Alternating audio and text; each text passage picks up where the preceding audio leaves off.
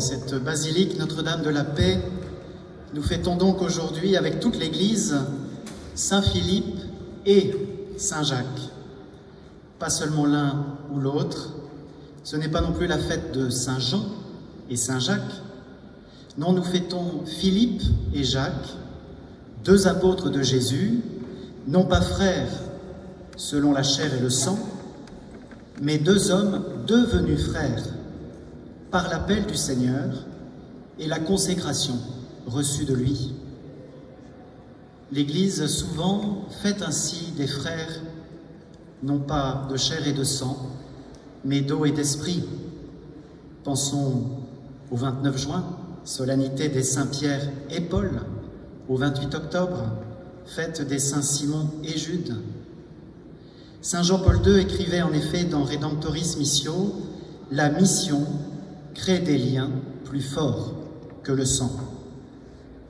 Prêtres de l'Emmanuel, nous sommes aussi devenus frères, non par la chair et le sang, non par le continent, mais par l'appel du Seigneur et l'ordination reçue de son Église pour servir le sacerdoce baptismal de nos frères et sœurs. Je voudrais vous inviter ce matin à faire ensemble trois pas, trois simples pas. Le premier est celui d'un constat. Je ne peux pas être frère seul. C'est une évidence de le dire. Je suis frère, je le deviens plus exactement par les frères et sœurs que je reçois de notre Père commun. C'est par et avec les autres que je peux ainsi advenir à moi-même et déployer les dons et charismes reçus. La fraternité, nous l'avons entendu, nous l'avons réfléchi, c'est d'abord un don que nous recevons. Jésus envoie ses disciples deux par deux pour annoncer le royaume, pour qu'ils soient déjà, ne serait-ce qu'en arrivant à deux, le signe d'une fraternité qui dépasse chacun et dans laquelle tous sont invités à entrer. Pensons, nous en parlerons cet après-midi, à Sainte Marguerite Marie et Saint Claude la Colombière. Il n'y a pas de sainteté qui ne se déploie là encore dans l'isolement, mais toujours dans la rencontre, dans l'alliance, dans la communion. Pensons, plus proche de nous, à Pierre Goursat et Martine Laffitte en 1972. Ils se sont reçus frères et sœurs du Seigneur. Et nous sommes nous-mêmes appelés, intégrés, saisis dans cette fraternité qu'ils ont reçue et qui les a dépassés. Je ne peux pas être frère seul, comme je ne peux pas être missionnaire seul, comme je ne peux pas être saint tout seul. J'ai besoin, nous avons besoin de nos frères et sœurs, de notre maisonnée, de nos frères prêtres et de nos frères et sœurs d'autres états de vie. Nous en avons besoin pour nous décentrer de ce moi, de cet ego si encombrant, et pouvoir ainsi, jour après jour, grâce à nos frères et sœurs, progresser dans l'amour et pouvoir nous donner de façon toujours plus entière. Premier pas, premier constat, je ne peux pas être frère seul. Posons un deuxième pas. Ce deuxième pas est celui d'un mystère. Nous l'avons entendu dans l'Évangile, Jésus lui-même n'est pas seul. Il est toujours uni à son Père. Et il nous permet d'accueillir ainsi ce Père des cieux qui devient, par grâce, notre Père. Croyez-moi, je suis dans le Père et le Père est en moi. Oui, le Verbe s'est fait chair en Jésus. Le Verbe s'est fait notre frère pour que nous devenions, grâce à lui, par lui, des fils du Père à notre tour et à sa ressemblance. Hier, en pointant la maladie de la jalousie, Emmanuel a relevé que nous avons du mal à accepter que la grâce de Dieu nous soit donné à travers un frère, à travers un autre. Accueillons-la avant tout de celui qui est le premier d'une multitude de frères, mais qui passe souvent, c'est très vrai, par d'autres frères et sœurs, pour nous décentrer, pour nous donner d'entrer dans cette communion trinitaire qui est décentrement permanent. Jésus dit ainsi à Thomas, « Moi je suis le chemin, la vérité et la vie, personne ne va vers le Père sans passer par moi. » Il est notre frère aîné, c'est lui et lui seul qui peut faire de nous des fils et des filles de Dieu. Avec ce deuxième pas du mystère, entrons dans un troisième pas qui est un appel.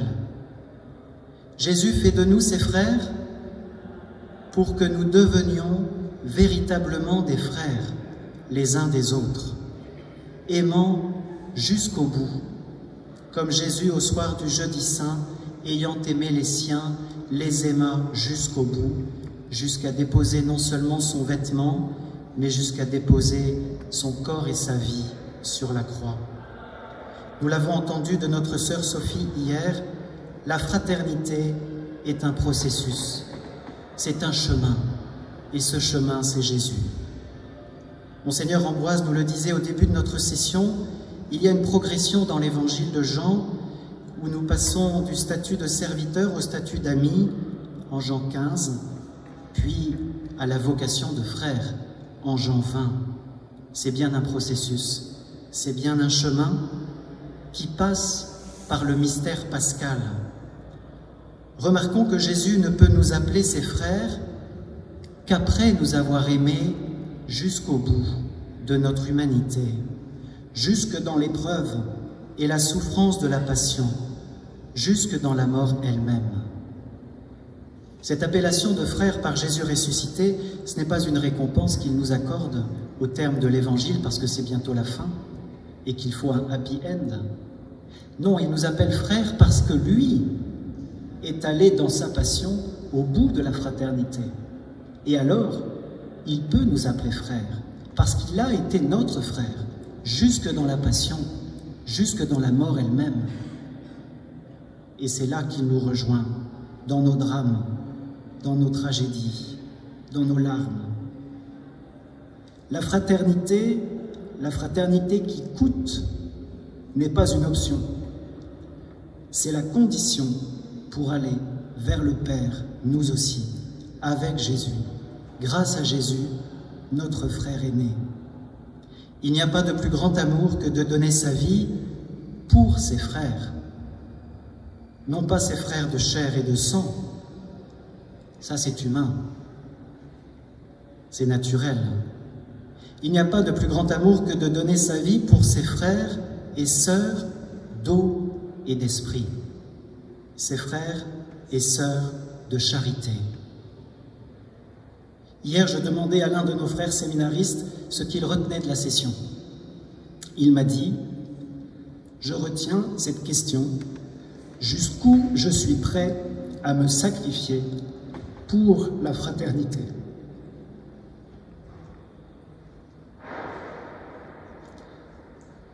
Ce verbe « sacrifier », il est fort. Il a un équivalent, c'est consacré.